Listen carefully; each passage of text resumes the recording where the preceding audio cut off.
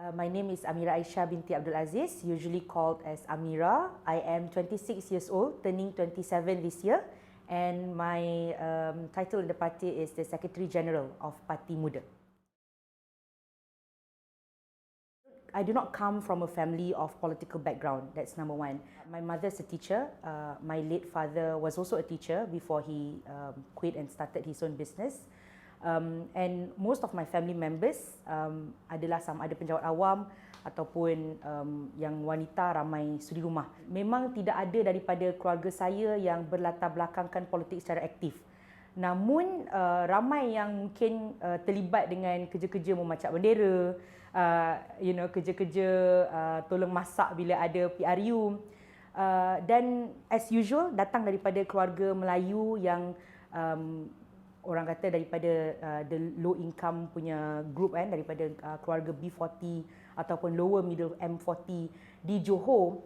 Most of my family members sememangnya hardcore UMNO, walaupun mereka tidak terlibat secara aktif dalam kepimpinan UMNO, but they are all merupakan penyokong kuat UMNO, penyokong tegar UMNO. Tetapi daripada kecil lagi, apabila seperti yang saya jelaskan sebentar tadi, when I grew up in kawasan Setinggan dan juga melihatkan keluarga saya, I've always realised that whatever system that politicians in UMNO have designed for the country has never been siding to my group of people, my family, the underprivileged of Malays. Politicians saya lihat mereka sentiasa datang 4 tahun sekali, datang ke kawasan-kawasan kami, they give handouts. My family usually will receive packets of RM1,000, RM500. That's very usual. Tetapi after that, you don't see them anymore. Saya membesar di Kampung Melayu Majidi, which is kawasan Setinggan, dan isu-isu yang berlaku di Kampung Melayu Majidi tak pernah pun ahli parlimen di situ ataupun adun di situ yang merupakan orang UMNO datang dan bantu. Jadi dari kecil, I've always had this idea that politics is dirty, dunia politik ini kotor, dan secara jujurnya saya pernah berjanji pada ibu saya yang I will never become a politician, because obviously growing up in an UMNO family as well, I don't see Pakatan Harapan as the good option, right? It's always been pembangkang ini songsang dan sebagainya. Whereas UMNO pula memperjuangkan kita, but I've never seen them also as something good, so I'm stuck in that middle. Tetapi apabila saya masuk ke universiti dan saya mula bergiat aktif dalam aktivisme politik, di situ saya mula kenal dengan kawan-kawan yang sememangnya aktif dalam parti-parti sedia ada di dalam Pakatan Harapan, kawan-kawan yang berada di dalam DAP, dalam PKR, dan saya juga ramai, being in UIA, saya ramai sangat kawan-kawan yang sebenarnya daripada PAS.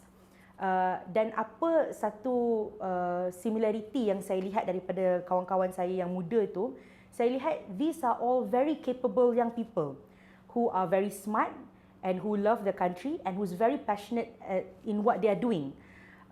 But apa yang saya lihat juga adalah suara-suara yang sangat hebat ini, suara-suara orang-orang yang pandai ini is really appreciated by the people in the party, by leadership in the party. Dan amat sukar untuk mereka climb the ladder of the party to become the leadership of the party. Apabila ada sesuatu keputusan yang dibuat oleh pimpinan parti dan saya borak-borak dengan kawan-kawan, it has always been, yalah Mira, kita sayap pemuda je, we don't have that much voice. And that's when I realised that there has to be a change in the way political party functions. Dan ramai yang kata, join lah parti politik, we create the change from inside. True, I believe that can happen, but I also believe that it's very important for you to also create pressure from the outside. So I think NGOs are important, but I also think that there's a need for you to disrupt the political system and create a political party in which we do things differently, and when other parties look at how we do things, they realise, boleh je sebenarnya buat macam tu. Sebenarnya bukanlah cara parti aku je yang betul. We can do it differently. I think typically when we ask people that, they will usually say that female politicians by nature are more empathetic or by nature are more compassionate. But I believe that those kind of things are something that you can find in male politicians as well, or males who are earnest and honest in doing their job. But what I think is very important and very unique about female politicians, and the reason why we need more female politicians in Parliament or in Dewan Undangan Negeri, is simply because wanita lebih faham tentang isu-isu wanita. In the same way that orang muda lebih faham tentang isu-isu orang muda. Malaysia is made up of almost 50% women, right, and 50% males. Separuh daripada rakyat Malaysia merupakan wanita. Tetapi we don't even have 20% of female representatives in parliament or in DUN. I think we have about like less than 15% even, like 14.8%, 14.9% of female politicians. Tetapi isu-isu yang berkait rapat dengan wanita sering dibincangkan di luar. And benda-benda isu-isu ini resonates more with females because they understand it and they experienced it. Even if we look at the belanjawan, the recent belanjawan 2022, betul ramai orang yang puji tentang dana baru untuk D11 tentang keganasan rumah tangga, ramai yang puji tentang isu kemiskinan haid.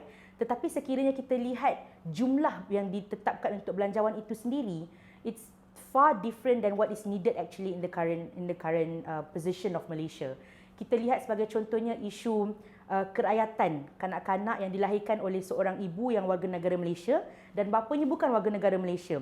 It isn't fought by the males in the parliament. It was fought by the female politicians or female NGOs because these are issues resonating to the females.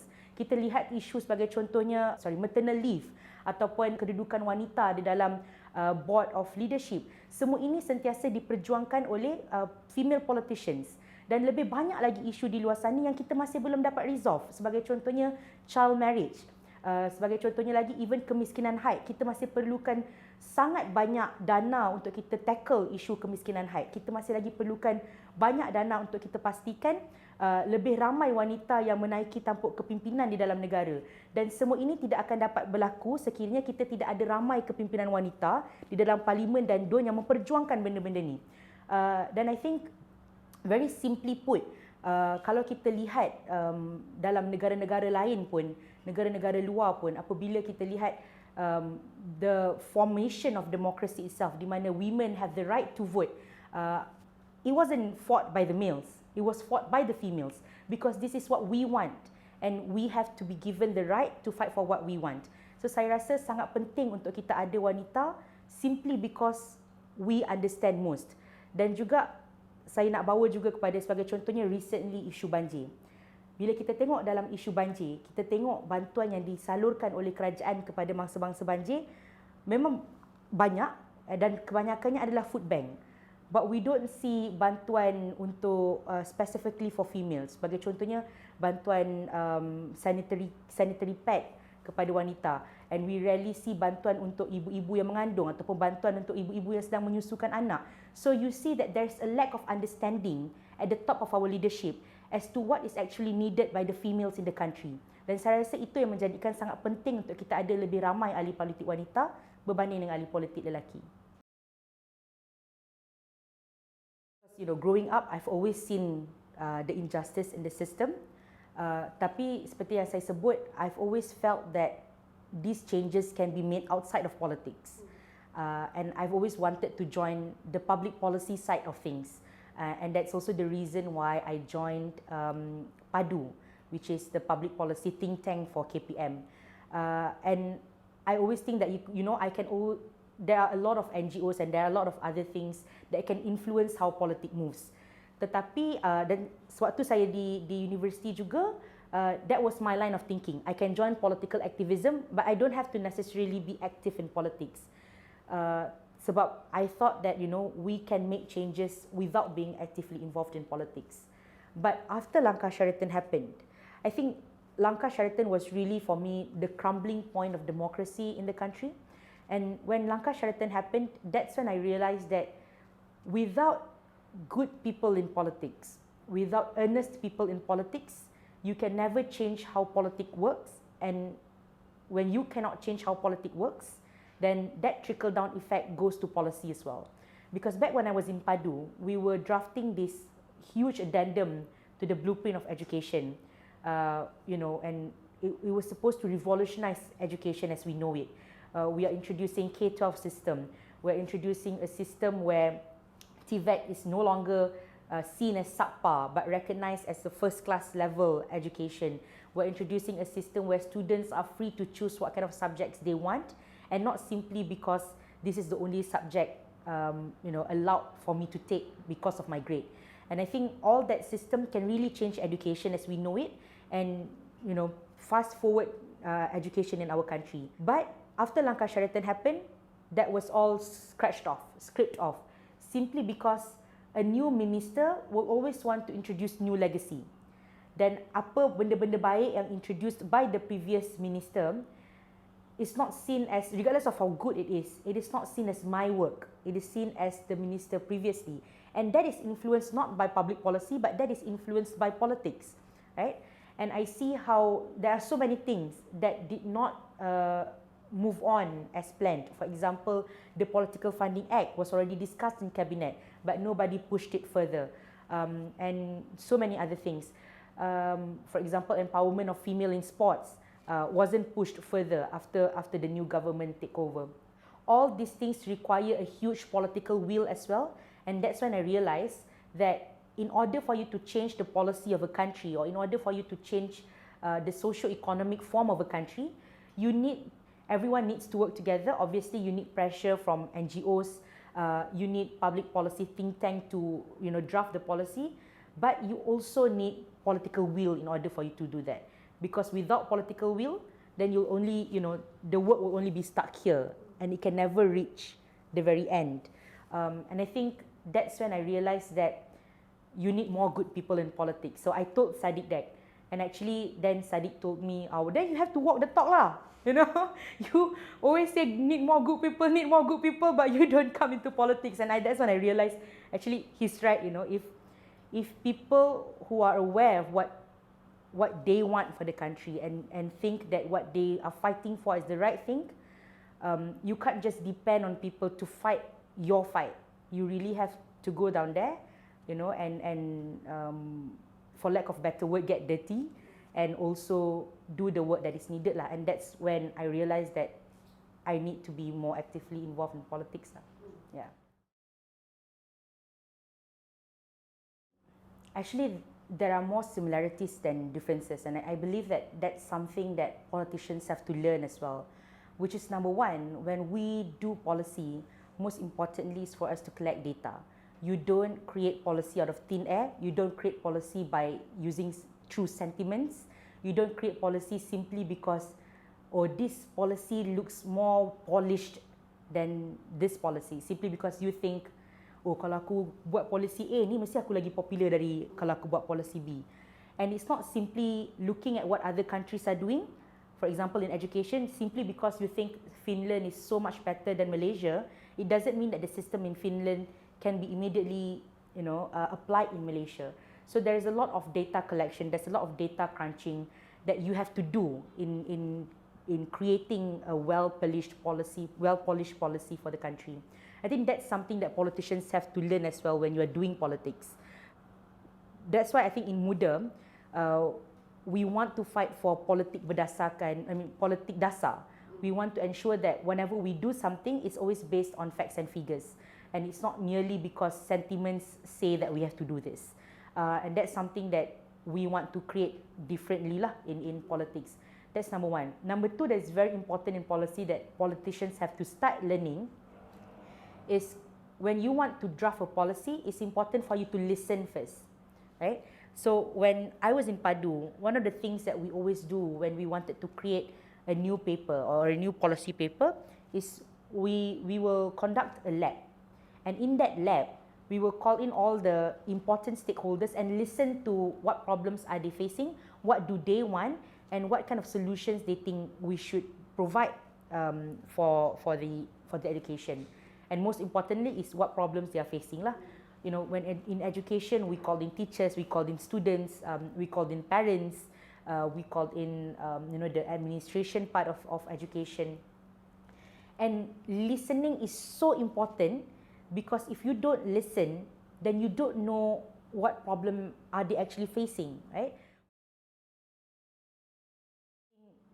The journey is far in terms of when you look at the makeup of parliament itself, it's only about 14% female parliamentarians. and don't, I think, about 11% female in Dewan Undangan Negeri. And so the gap is still very far, because in order for you to reach from 14% to 50%, it's not a small feat.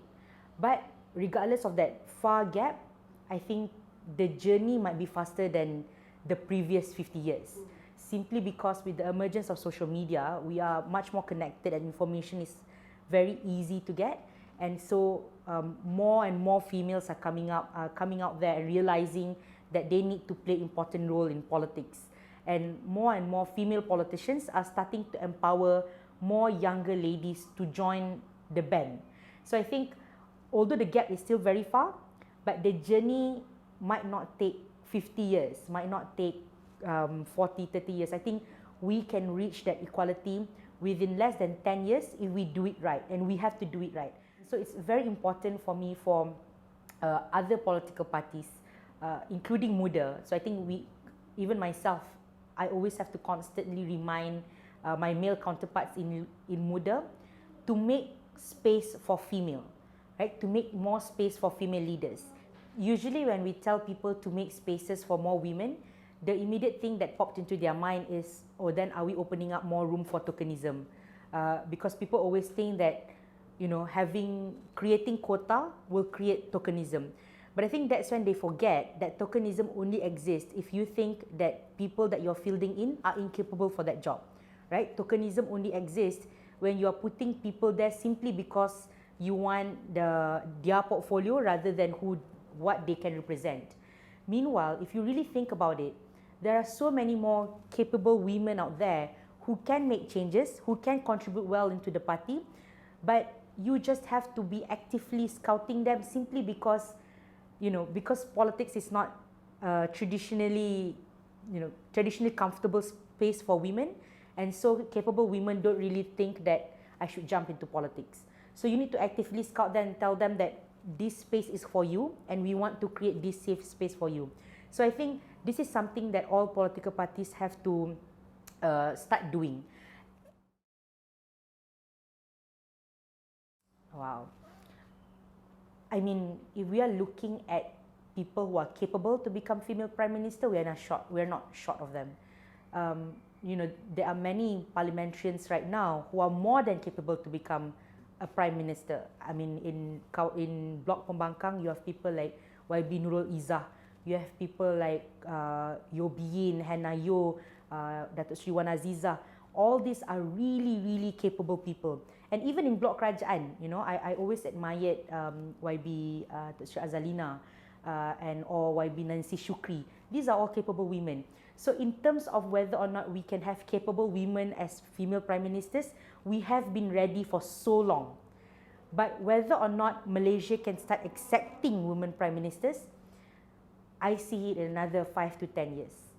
Because like I said, we don't have to wait so long as to what we have waited for 50 years. Because now there are more kesedaran dalam rakyat Malaysia yang apa yang penting bukanlah jantina ataupun bangsa ataupun agama seseorang itu, tetapi apa yang penting adalah apa yang mereka bawa. What do they bring to the table? Apa dasar-dasar yang mereka perjuangkan? Apa prinsip-prinsip yang mereka pegang? Dan saya rasa benda itu kita dah makin, kesedaran tu kita dah makin nampak dalam seluruh rakyat Malaysia. And I think that awareness akan lebih berkembang dengan lebih cepat because of social media. And I don't see that. I think we will be ready in another 5 to 10 years now. One thing for sure is that what Undi 18 is doing is already extremely good. With the programs of 111 initiative and all that. Obviously, like I mentioned, whatever you are doing, there has to be a whole ecosystem supporting it. So NGOs like Undi 18 is doing really well in encouraging more young female leaders to enter politics, with memberi kesedaran, raising awareness to the young female leaders, giving trainings, and showing them the path of other female leaders before them. I think that's excellently done. Another thing to be done is, like I mentioned just now, is by political parties themselves. Political parties have to start creating safe spaces untuk lebih ramai wanita menyertai parti tersebut. There has to be a commitment in the political party, an active commitment and then an active effort for you to ensure that more female leaders are coming into the political party and not just stuck within the female wings. These leaders are as capable as their male counterparts to enter into the top leadership. They are more capable even than some to become naib presiden, to become timbalan presiden, to become majlis kepimpinan tertinggi.